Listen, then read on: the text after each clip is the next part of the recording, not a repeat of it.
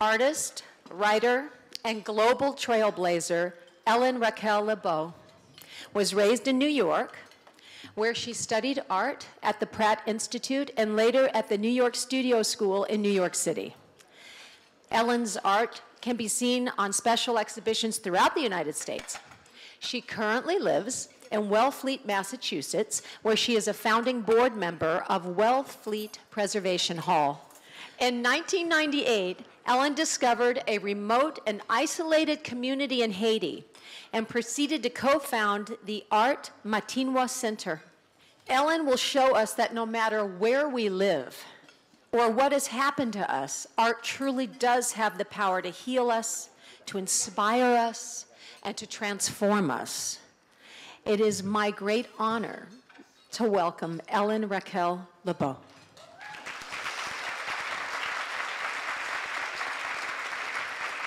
First, I want to thank everyone for being here today.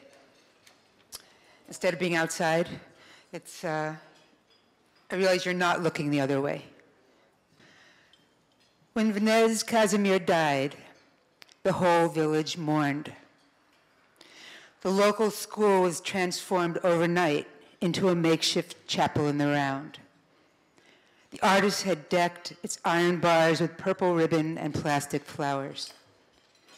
For this event, a threadbare brass band lurched up the crumbling, rock-strewn excuse for a road, the same way Vanessa's coffin had, in the back of a pickup truck. Vanessa had a pure voice. Everyone knew it. The artist had been practicing the hymn she loved the best, Dieu Tout-Puissant, and now wept as they stood and sang before their entire community. We wore homemade paper banners that read, Venez nous pas oublier.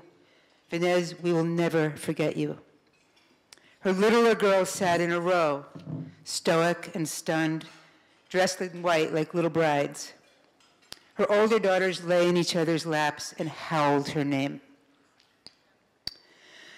Venez was the first woman I met in Matinois 16 years ago, and one of the first women in the village to learn to paint on a white silk scarf. Now we're 43 in number, 45 counting Ariel and myself, mostly women. Not only silk artists, we're also embroiderers, beaters, and printmakers. But to understand why we began, I have to start before we began. Why Haiti?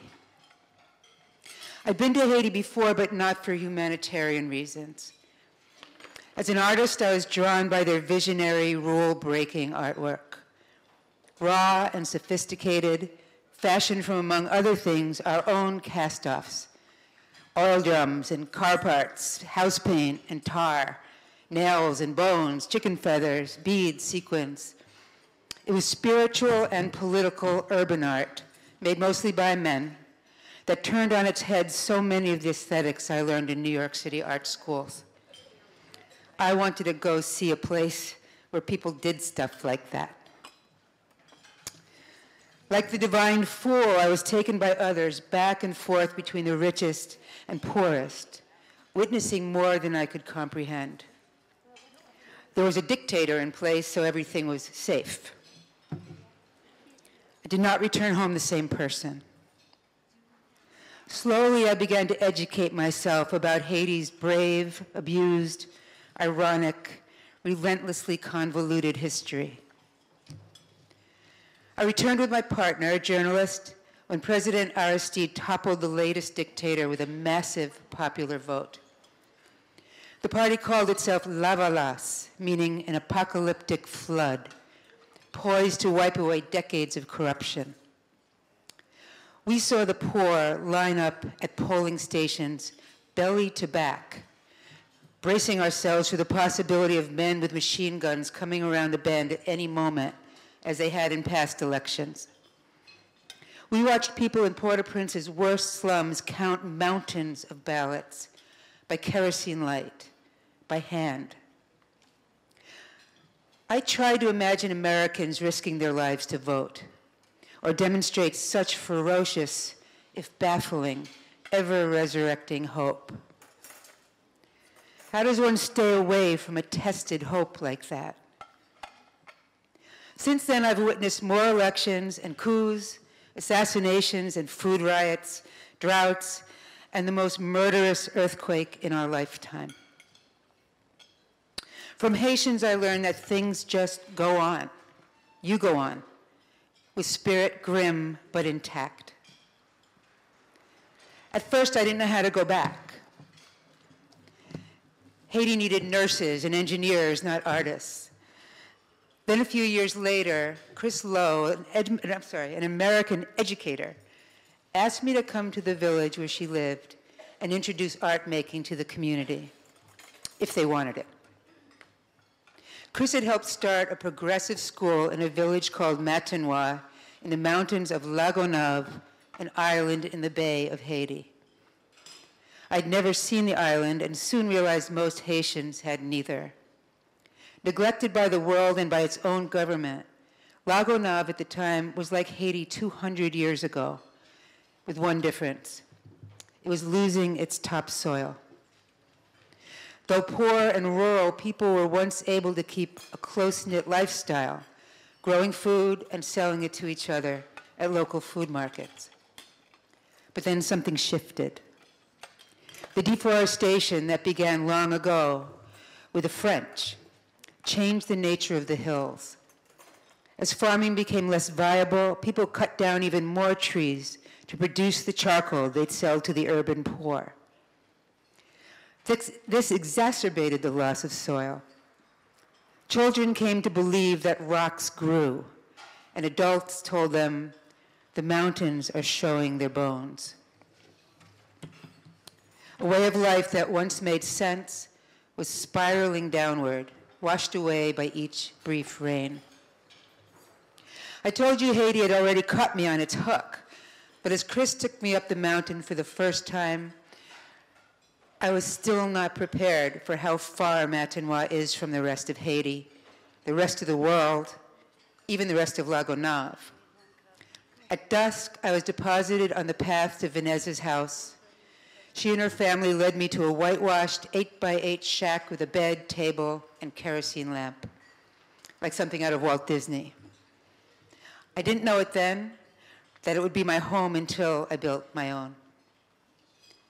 I remember that first night so well. I sat on my bed and panicked. I couldn't get out of there if I tried. The unknown loomed before me and rubberized my bones. I missed my boyfriend. Matanois had no phones, no electricity, no running water, no real roads, no cars. To get back home, I'd have to score a punishing ride down the mountain on the back of a truck, past flat, dust-coated thorn fields, past vast mud flats that alternately cracked open or flooded, where the poorest lived in stick shelters.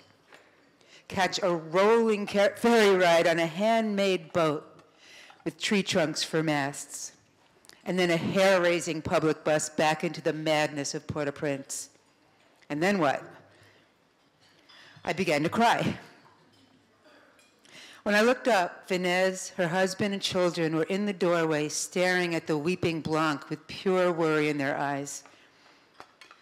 Then I laughed and fell into the next phase of my life.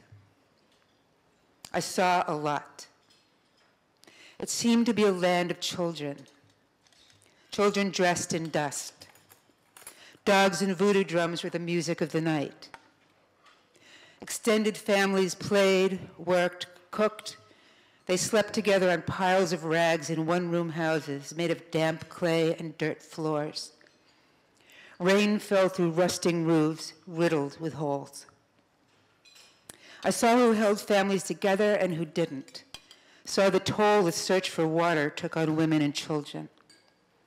I watched voodoo practitioners and evangelicals clash from their music to their spiritual demands. I saw children existing on a bowl of American white rice, the mineral deprived eating the cement off of their neighbors' houses. I witnessed the tortured life of animals and the labor of even the old. I saw people suffering like Vanessa eventually would, with chronic diseases we would cure with a pill. I saw vitality, humor, and intelligence thundering to be tapped. Muscle and spirit pressed beyond anything we know.